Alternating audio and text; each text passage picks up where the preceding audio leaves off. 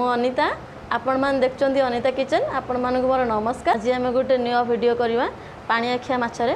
बुधवार दिन आम गोटे शिला माछरे गुटा फ्राए करथिले। आज आम पाणिआखिया माछरे गुटा फ्राए करवा। चलन देखिया वीडियोटी। किछि पियाज नेछि, किछि टमाटर काटी नेछि, किछि अदा रसुण पेस्ट नेछि, कढ़ा बसे कि तेल नै जाइछि।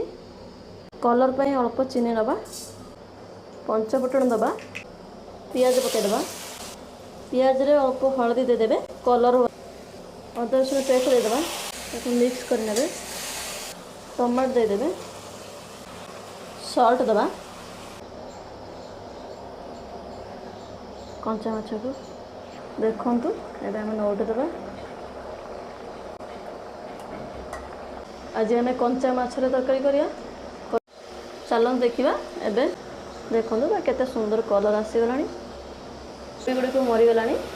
दे कंचा माछर गुटा फ्राए करि नेछि, केते सुंदर कलर आसी जाय देखंतु। तो खाइबा को बहुत भी टेस्ट लागियो।